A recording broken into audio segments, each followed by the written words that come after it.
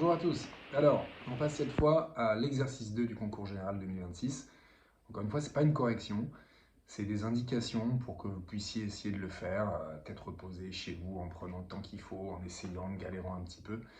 Et d'ailleurs, cette vidéo, c'est à regarder si vous êtes vraiment bloqué sur certaines questions, parce que je pense qu'idéalement, il faut essayer, continuer à essayer un peu seul.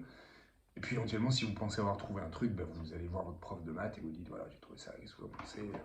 Voilà. Et là, je vais vous donner quelques indications et puis je vais vous dire aussi que moi, ben, il y a une question sur laquelle je suis encore bloqué. Voilà, j'ai essayé un petit moment, je n'ai pas spécialement compris la démarche, quoi.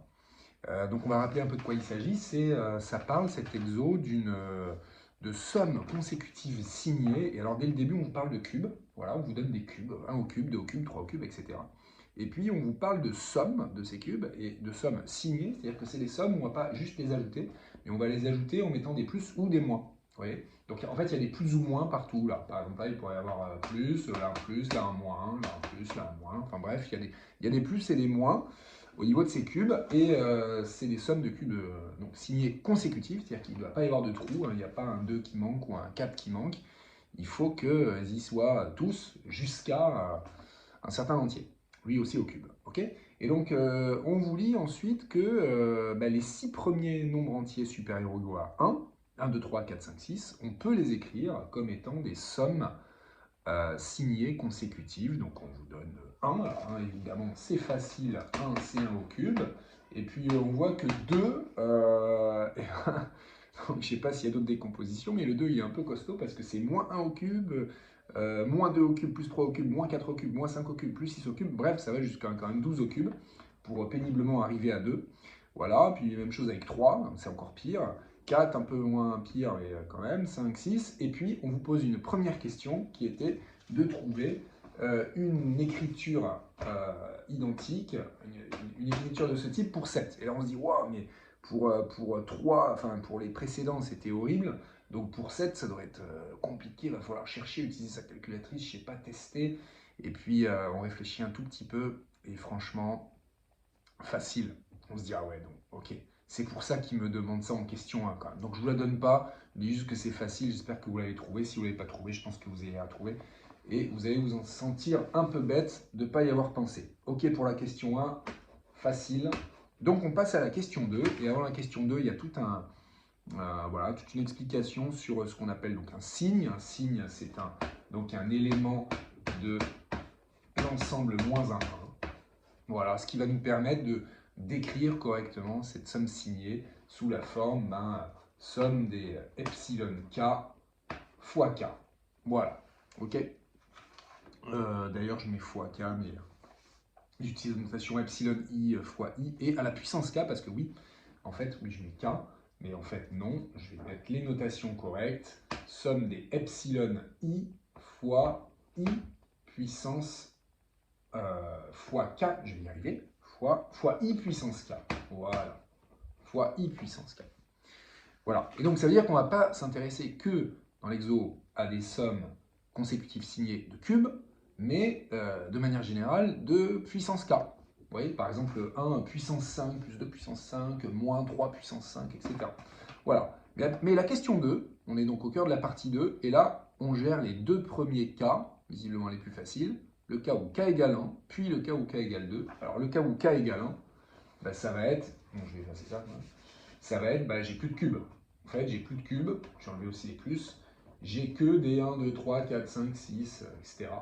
D'accord? Et pareil, bah, là, j'ai des plus ou moins, ok, entre toutes ces valeurs. Voilà. Et là, on vous demande, est-ce qu'il existe, non, pardon, on vous demande de démontrer qu'il existe un entier n et les signes, donc epsilon i, tels que n'importe quel entier grand M supérieur ou égal à 1, je peux l'écrire comme étant eh bien, une somme consécutive signée de ces éléments-là, c'est-à-dire ceci. Je reprends... Ouais, bah là, ils ne mettent pas, mais je vais le mettre. C'est-à-dire ça, quoi. Voilà. Est-ce que n'importe quel nombre entier, je peux l'écrire plus ou moins 1, plus ou moins 2, plus ou moins 3, plus ou moins 4, plus ou moins 5, plus ou moins 6. Bon. Donc, c'est pas mal là d'essayer de manipuler un petit peu ces sommes signées en se disant tiens, mais c'est vrai que si j'alterne des plus et des moins, qu'est-ce que ça peut me donner hein. Vous voyez, si je pars de 1, moins 2, plus 3, donc 1, moins 2, ça fait moins 1. D'accord. Alors déjà, j'ai 1. Voilà, 1, voilà, je l'atteins avec 1, facile. 1, moins 2, plus 3, ça me donne quoi? C'est 1, moins 2, moins 1, plus 3. Ah tiens, ça fait 2. D'accord. Regardez, je continue le processus avec l'alternance. Moins 4, plus 5, 2, moins 4, moins 2, plus 5. Ah, ça me fait 3. Si maintenant je fais moins 6 plus 7, ah, ça me fait 4. Bon, bref, on a compris. On comprend qu'en alternant les signes, en commençant par 1, moins 2, plus 3, moins 4, plus 5, moins 6, etc. Ben, en fait, on va pouvoir générer, atteindre n'importe quel entier supérieur ou égal à 1. Hein, pas très dur.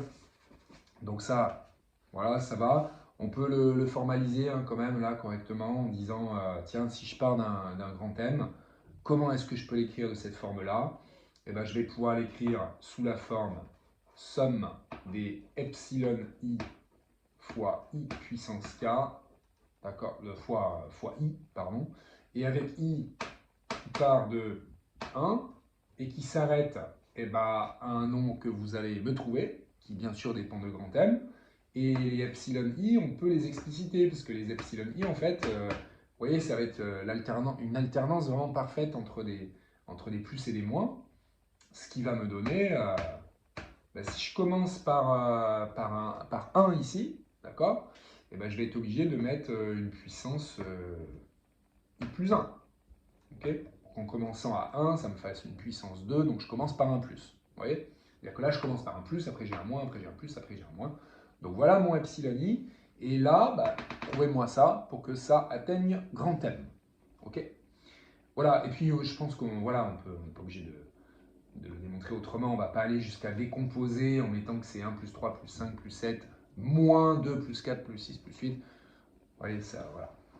Alors maintenant, l'idée de la question 3, c'est est-ce que il existe un M tel que cette décomposition, cette somme signée, elle soit unique, okay, ou est-ce que je peux en trouver une autre? Alors, la question posée comme ça, on peut se dire, bah, a priori, ça ne va pas être unique, mais sauf peut-être justement pour certaines valeurs peut-être particulières. Alors, voilà, dans un premier temps, comprendre que cette somme qu'on a générée comme ça, tiens, si on change les signes, c'est-à-dire que si on commence par un moins, et que là on met un plus, et là on met un moins, et là on met un plus, et là on met un moins, etc.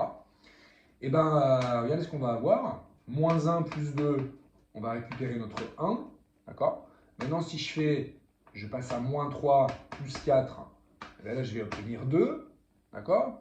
Et puis là, je fais moins 5 plus 6.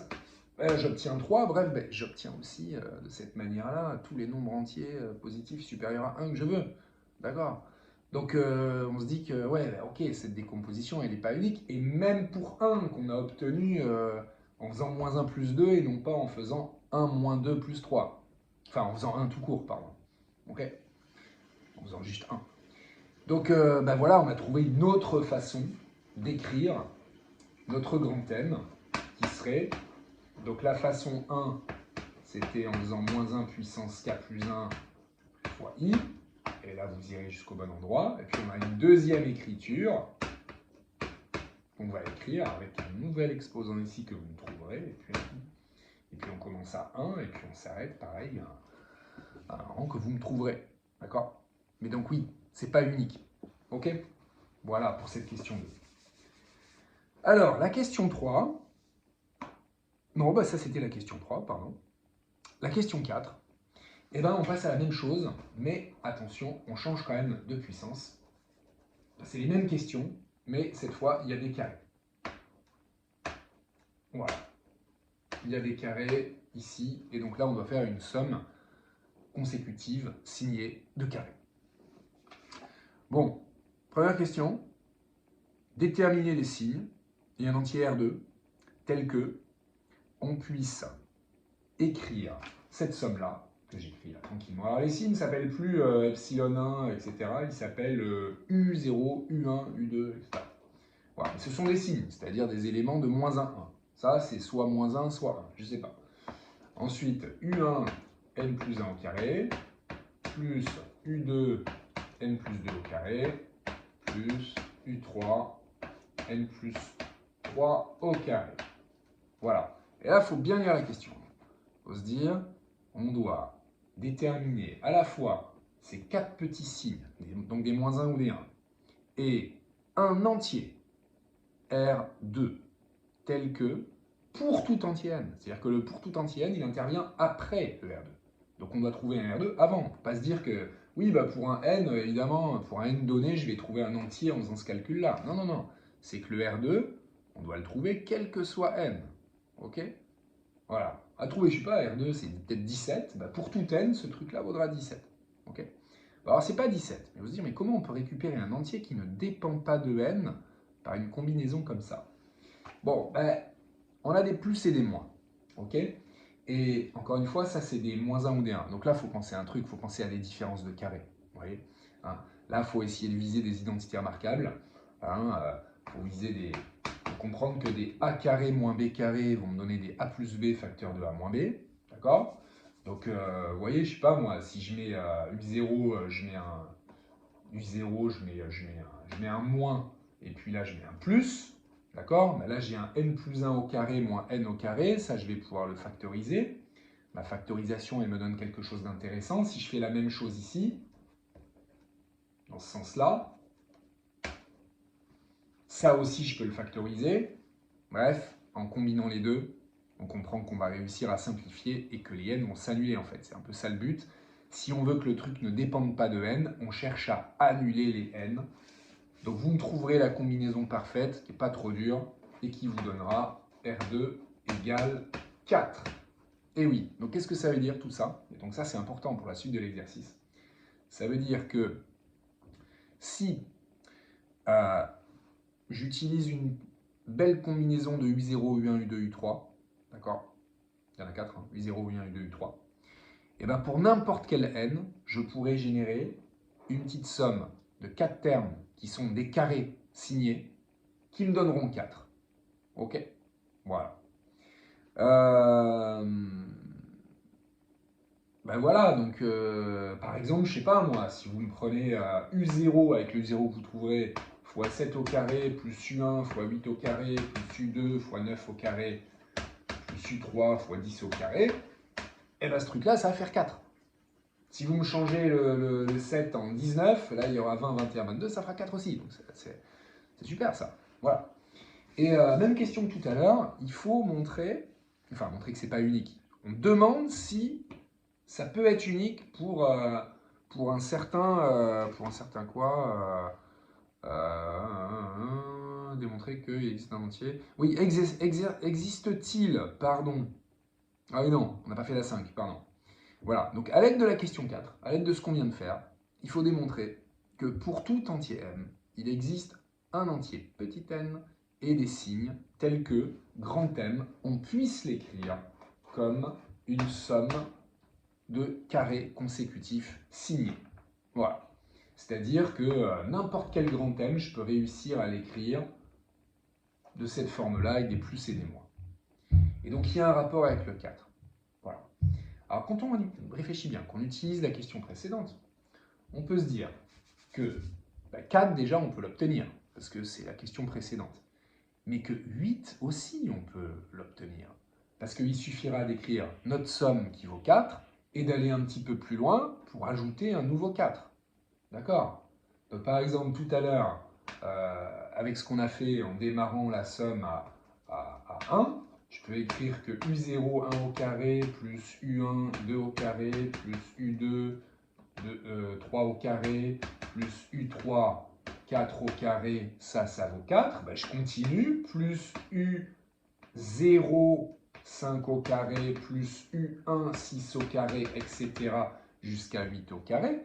Ben ça va valoir 8. Vous comprenez? Donc on comprend que là, on va pouvoir générer n'importe quel multiple de 4. D'accord? Ceux-là, on va pouvoir les atteindre. Si je prends un grand M qui est un multiple de 4, oui, je pourrais l'écrire sous la forme d'une somme de carrés consécutifs signés. Mais bon, dans la vie, les entiers, il n'y a pas que des multiples de 4, il y en a d'autres. Donc là, il faut penser quand même aux congruences, aux divisions euclidiennes, et se dire qu'un un entier, il peut s'écrire sous la forme 4k plus 1, ou 4k plus 2, ou 4k plus 3. Et donc, si on arrive à décomposer 1, 2 et 3, et bien alors on pourra décomposer n'importe quel nombre entier supérieur ou égal à 1. Vous voyez? Voilà, donc c'est ça qu'il faut, voilà, il faut maintenant aller réfléchir à la décomposition de 1. 1, c'est facile, c'est 1 au carré. 2, c'est pas trop dur non plus, vous allez pouvoir le trouver grâce à 1 au carré et 2 au carré. Non, d'ailleurs, c'est pas vrai. C'est pas si facile que ça, le 2. C'est le 3 qui est facile, parce que le 3, c'est facile en combinant plus ou moins 1 au carré, plus ou moins 2 au carré. Mais le 2, un petit peu plus difficile. Mais bref, vous allez y arriver. Donc, vous allez pouvoir décomposer 1, 2 et 3 sous forme de carrés consécutifs. Une fois que vous les avez, consécutifs signés, et ben, il vous suffit d'ajouter les U0 fois un carré plus U1 fois le carré suivant, plus U2 fois le carré plus U2 fois le carré suivant, plus U3 fois le carré suivant. Et comme ça, vous allez avoir un 4. D'accord? Donc prenons un exemple. Hein. Vous voyez, si je prends, je sais pas, 17 par exemple, 17 c'est 4 fois 4 plus 1. Donc commencez par m'écrire le 1, qui est 1 au carré. Et puis ensuite, il y aura plus U0 fois 2 au carré, plus U1 fois 3 au carré, plus U2 fois 4 au carré, plus U3 fois 5 au carré. Et ce truc-là que je souligne, ça vaut 4. Et puis je continue en repartant de U0, et 6 au carré, plus etc. J'irai jusqu'à 9 au carré, et 6, 7, 8, 9, ouais. Et ça, ça me donnera 4 plus 4 plus 1. D'accord? Donc ça me donnera 9. Oui, voilà, il faudrait que j'en fasse encore 4. D'accord? Voilà. Donc on comprend que voilà, n'importe quel nombre grand M, on va pouvoir, grâce à la décomposition de 1, de 2, de 3, et grâce au fait que la somme qu'on a trouvée en question précédente, elle vaut tout le temps 4, et on va pouvoir écrire n'importe quel nombre sous forme de somme de carrés consécutifs signés. Voilà. Et même question que la question 3, est-ce qu'il existe un entier M tel que cette écriture, elle soit unique? Voilà, alors on se dit, waouh, mais là ça peut être peut-être un peu plus compliqué. Tout à l'heure on avait fait comment? On avait fait un truc en alternant différemment. Bon, là c'est autre chose, mais regardez, c'est pas très dur. C'est-à-dire que dès lors qu'on a trouvé qu'il y a une petite somme là qui va nous donner 4 à chaque fois, d'où qu'on parte, ça va nous donner 4 en prenant les bons U0, U1, U2, U3. Ok? Bon, ben, ça veut dire qu'on va pouvoir générer aussi moins 4. Et oui, parce que si vous avez U0 fois n au carré plus U1 fois n plus 1 au carré, plus etc. Là, voilà, jusqu'à U3, n plus 3 au carré, d'accord? Et que ça vaut 4, et bien en prenant ici moins U0, moins U1, moins U2, moins U3, c'est-à-dire en changeant le signe de tous les UK là, et bien vous allez obtenir moins 4. Donc si vous avez une décomposition pour un nombre n que vous avez trouvé et qui s'arrête à n ici, et que c'est un epsilon i carré, d'accord? Et bien il vous suffit, pour en avoir une autre, d'ajouter votre petite somme qui vaut 4, et vous savez la générer, puisque ce sera donc U, là j'arrive à n, donc là je suis de toute façon à U0 fois n plus 1 au carré, plus U1 fois n plus 2 au carré, etc. Et puis, vous me rajoutez la même chose en mettant les signes opposés, c'est-à-dire moins U0 fois, là on sera n plus 5 au carré, plus etc. moins 1. Et donc là, vous me générez un moins 4, 4 plus moins 4 ça fait 0, donc bref, vous avez une décomposition qui est plus longue que la précédente, mais qui montre qu'elle n'est pas unique. Vous avez fait plus 4, moins 4, vous en avez une autre. Ok? Voilà, à vous de bien l'écrire. Et voilà pour la partie 2. Donc ce n'est pas unique tout ça. Voilà, et maintenant on passe à la partie 3. Et la partie 3, donc on fait une petite pause là, où on change un petit peu de contexte parce qu'on vous parle de polynômes. Donc je vais noter juste voilà, il y a quand même des notations à bien comprendre. On parle de fonction polynomiale. Je vous la fais écrire classiquement là comme ça. Voilà, etc. Jusqu'à AD fois x puissance d, d comme degré. Voilà. On vous dit que ça c'est une fonction polynomiale. Voilà. Et puis on vous dit même que c'est une fonction polynomiale à coefficient entier de degré O plus d. Ok. Et donc A0, A1, A2, etc. jusqu'à AD, ce sont des entiers relatifs. Et on pose un truc qui s'appelle delta A de f pour une fonction définie sur R. Voilà, pas forcément polynomiale, mais pour une fonction définie sur R. Donc par son expression, qui va être de faire ce calcul-là. Voilà. Voilà, donc là, il faut bien comprendre ce que ça signifie. Donc c'est une fonction, hein, d'accord? Delta A de f, c'est une fonction, et en fait le delta A, c'est lui-même une fonction qu'on applique à une fonction, en fait. Hein. Mais si je considère non pas delta A, mais delta A de f, ben ça c'est une nouvelle fonction que j'obtiens en partant d'une fonction préalable qui s'appelle f et qui est définie sur R. Okay, et en fait, c'est de faire ces petites différences, donc qui dépendent aussi donc, de f, hein, bien sûr, et aussi du petit a, d'un petit a, qui est un réel. Okay, donc, première chose, on vous demande, déjà on vous dit, ok, soit A un entier relatif, et P une fonction polynomiale à coefficient entier de degré au plus D. Et il faut démontrer que delta A de P est une fonction polynomiale, elle aussi, donc c'est un polynôme, mais que son degré, c'est au plus D-1. Voilà. Bon, et bien on va le calculer, ça. On va calculer delta A de P de X. On verra ce qui se passe. Alors, qu'est-ce que ça veut dire? Delta A de P de X. Ben, ça veut dire qu'on va calculer P de X moins P de X plus A. Voilà. Et on regarde bien, d'accord, mais on est bien parti, par hypothèse, d'un A antirelatif et de P qui est une fonction polynomiale à coefficient entier de degré au plus D. C'est-à-dire, ça s'écrit bien comme ça, et avec tous les AK qui sont entiers. Donc il faut faire ce petit calcul là, calculer ça. C'est-à-dire qu'on va avoir notre polynôme ici, voilà, qui va jusqu'à AD fois X puissance D, moins. Et pour avoir P de X plus A, qu'est-ce que je fais? Moi, je vais remplacer X par X plus A. C'est-à-dire A0 plus A1 X plus A, plus A2, là, j'ai pas mis le terme en X2, mais là, je vais mettre X plus A au carré, plus etc., plus AD fois X plus A puissance D. Voilà, on fait cette différence. Et là, on va voir un petit peu qu'est-ce qui va s'annuler. Mais il y a des choses qui s'annulent pas, mais qui sont pas si intéressantes que ça. Par exemple, le fait que A0 va s'annuler avec A0, c'est pas ça qui nous intéresse. Parce que ce qui doit nous intéresser, surtout, c'est de comprendre qu'est-ce qui se passe en termes de degrés. Vous voyez, ce polynôme était de degré D. D'accord? En fait, O plus D. Hein, c'est-à-dire qu'en fait, éventuellement, AD il peut être égal à 0. Mais en tout cas, O plus D, ça ne va pas dépasser D, le degré. Là, pareil, c'est degré O plus D. Et quand je fais cette différence, que se passe-t-il? Alors, on va surtout regarder ce qui se passe au niveau du degré, du plus haut degré. D'accord? Le monôme de plus haut degré, ici, c'est celui-là. Et là, c'est celui-là, le monôme de plus haut degré. Là, vous avez quand même un x plus a puissance d à développer. Bon, ben ça, alors, oui, je pense qu'idéalement, il faut connaître le binôme de Newton pour bien sentir ce qui va se passer là dans le développement.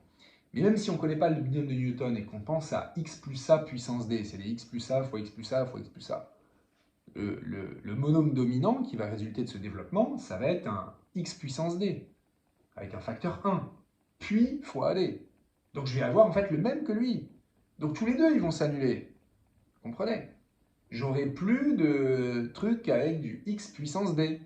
Okay, et si vous voulez écrire proprement votre binôme de Newton, faites-le. Ça va aussi vous rassurer sur un truc, et d'ailleurs dont on a besoin, c'est qu'on a besoin donc non seulement que le degré de ce truc-là devienne au plus d-1, mais aussi qu'on récupère bien un polynôme, ce truc-là, là, delta A de P, qui soit à coefficient entier, qui pour l'instant n'est pas écrit explicitement. Vous voyez, tout ça c'est entier, là on se dit c'est entier, ah mais c'est entier, quand je vais développer, est-ce que ça va être entier?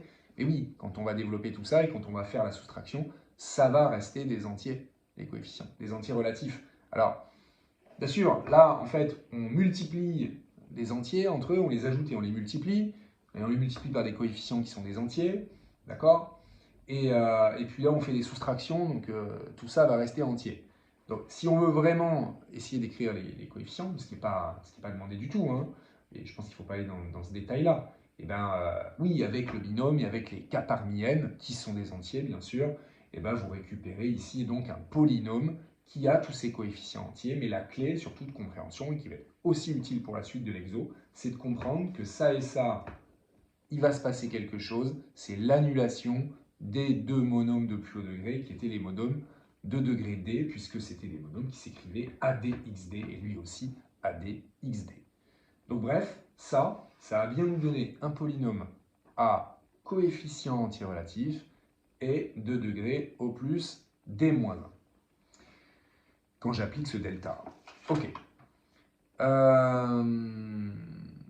Voilà. Et alors ensuite, on va vous parler de TK de f. C'est une suite de fonctions. Voilà. Donc ça, je vais l'écrire tranquillement. TK de f. Et je vais l'écrire en douceur. Je vais écrire comme ça. Déjà, T0 de f, c'est f. Alors, c'est bien de démarrer par des petites valeurs de K. T1 de f, qu'est-ce que c'est? T1 de f. On va essayer de comprendre. T1 de f, c'est delta. Et on met quoi? Parce qu'il faut que je mette delta indice 2 puissance k-1. Donc là, en remplaçant k par 1, ça me fait delta 2 puissance 0, c'est-à-dire delta 1 de f. Parce que c'est delta 1 de T0 de f. Donc c'est delta 1 de f. OK? T2 de f, c'est delta 2 puissance 2 moins 1, c'est-à-dire 2 puissance 1, c'est-à-dire delta 2 de T1 de f, c'est-à-dire delta 2 de delta 1 de f. Et T3 de f, c'est delta 2 puissance 3 moins 1, c'est-à-dire 2 puissance 2, c'est-à-dire delta 4 de delta 2 de delta 1 de f. Vous voyez ce qui se passe? À la prochaine étape, ce sera delta indice 8. OK? Voilà. Donc maintenant, il va falloir essayer de les expliciter. Alors on vous donne, ouais, voilà, c'était écrit ça en fait, hein, T3 de f. Hein. Et donc on vous donne l'expression plus généralement. Voilà. Et la question 8, on vous demande de montrer qu'il existe une suite de signes UN tels que on ait la possibilité d'écrire TK de f de x eh ben, comme étant des plus ou moins f de x, plus ou moins f de x plus 1, plus ou moins f de x plus 2, etc. Alors là, je pense que là, il ne faut pas démarrer tout de suite en généralisant là. Il faut aller tranquillement. Il faut déjà commencer par expliciter T1 de f de x, d'accord, T2 de f de x pour voir un petit peu ce qui se passe. Donc déjà, T0 de f de x. Bon, ben ça vaut f de x. Ça, il n'y a pas de problème. Mais T1 de f de x, qu'est-ce qu'on a dit? Ça, on a dit que c'est delta 1 de f de x. Qu'est-ce que ça veut dire que delta 1 de f de x? Delta 1 de f de x, ça veut dire, et là je repars de ma définition de la fonction delta f, delta a de f, c'est f de x moins f de x plus 1. Ouais. Et rien qu'avec ça, je me dis, bah oui, là ça coïncide avec ce que je veux essayer de trouver. C'est-à-dire que j'ai réussi à écrire T1 de f sous la forme de plus ou moins f de x plus ou moins f de x plus 1. Et ça s'arrête là. Et ça s'arrête au bon endroit d'ailleurs. Ok? Je passe à T2 de f de x. T2 de f de x, c'est delta 2 de ce que je viens de trouver. C'est-à-dire d'une fonction qui est plus f, mais qui est, et je vais l'écrire comme ça, même si c'est maladroit, parce que je mets la variable à l'intérieur. Mais c'est ça en fait. Hein. D'accord? C'est-à-dire que je dois prendre ma fonction, qui est celle-là, et que je dois lui retrancher cette fonction de x plus 2. C'est-à-dire, je vais faire f de x moins f de x plus 1, moins, parenthèse, et j'applique maintenant je remplace x par x plus 2, puisque je dois calculer delta 2 de ce truc-là. C'est-à-dire f de x plus 2 moins f de x plus 3. Vous voyez ce qui se passe? Ce qui se passe, bon, moins parenthèse là, voilà, et bien c'est que, oui, en effet, je vais pouvoir, de proche en proche, comme ça, récupérer des plus ou moins f de x, plus ou moins f de x plus 1, plus ou moins f de x plus 2, plus ou moins f de x plus 3, et que ça avance avec des images de x plus quelque chose, et ça avance de manière consécutive, comme ça. Ok, voilà. Alors, évidemment, là, il faut généraliser, il faut passer à K. Donc, ça va être un raisonnement par récurrence. Ok, mais c'est essentiel de commencer en démarrant sur des petites valeurs de K pour voir vraiment comment ça se passe. Ok, sinon, on ne capte rien. Ok, voilà. Et de toute façon, il va falloir le faire, il va falloir avancer un petit peu parce qu'on vous demande de trouver U0, U1, U2, U3 et jusqu'à U7. Et là, en fait, très concrètement, ce qu'on vient de trouver, c'est U0, U1, U2, U3. D'accord? Et on comprend qu'à l'étape d'après, comme on va devoir calculer delta 4 de T2 de F, c'est-à-dire qu'on va écrire ça moins cette fonction, mais pas pour x plus 4. C'est-à-dire que nos x vont se transformer en x plus 4, nos x plus 1 en x plus 5, nos x plus 2 en x plus 6 et nos x plus 3 en x plus 7. Donc vous comprenez, on va récupérer, encore une fois, des signes qui seront gérés par le moins parenthèse, qui nous permettront d'avoir U0, U1, U2, U3, U4, jusqu'à U7. D'accord? Là, on a déjà les 4 premiers, et les 4 suivants vont suivre. Ok? Voilà. Donc la récupération de ces signes, ça va. La récurrence, elle n'est pas si dure parce qu'on comprend qu'on va rajouter un certain nombre de termes et qu'on va avoir l'avancée avec le petit a ici, hein, d'accord, qui vont nous permettre de rajouter 2 puissance k moins un terme supplémentaire. Voilà. Voilà. Bah, ensuite, voilà, il y a une autre question que je vais écrire. Là, c'est la question 10. La question 10. Essayer de l'écrire bien. La question 10. Il faut démontrer que U0 n puissance k plus U1 n plus 1 puissance k plus etc. jusqu'à U2 puissance k moins 1 n plus 2 puissance k moins 1 puissance k, et bien ça vaut RK et que c'est un entier relatif. Voilà. Entier relatif. Bon, bah là, il faut faire le lien avec les questions précédentes. Je pense que, voilà, il y a plusieurs choses. Donc là, il y a plusieurs choses à faire, mais ça ressemble un petit peu à ce qu'on vient de nous faire faire.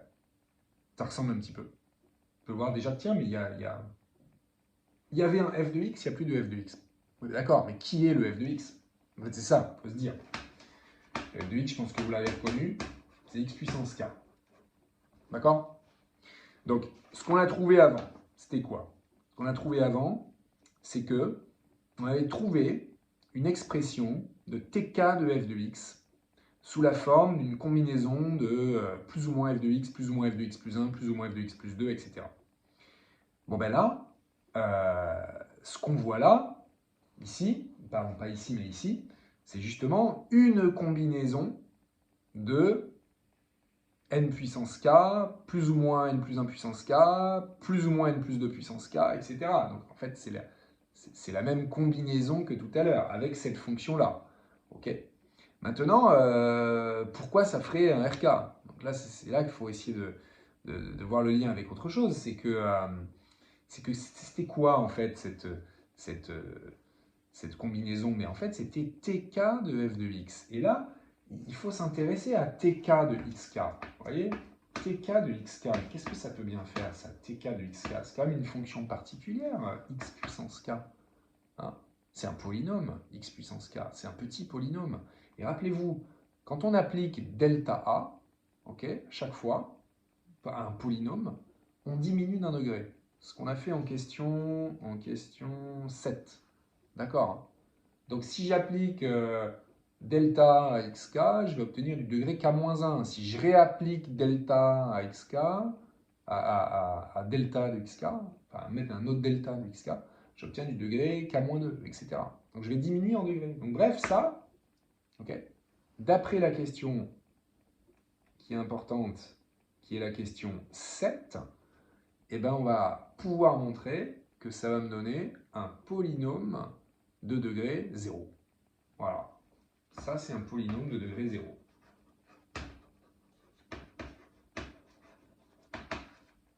On perd un degré à chaque fois. Voilà. Degré au plus 0. Donc, c'est une constante.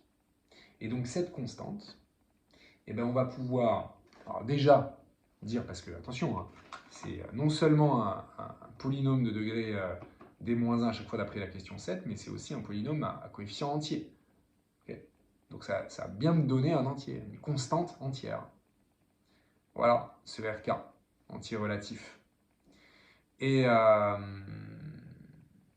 la suite de l'exercice, eh ben, on ne va pas se contenter de ça, c'est-à-dire qu'on va essayer carrément de trouver une relation de récurrence entre RK et RK-1.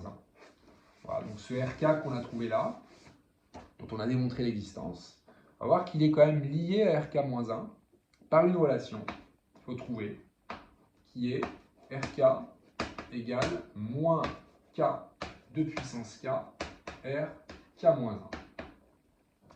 Voilà.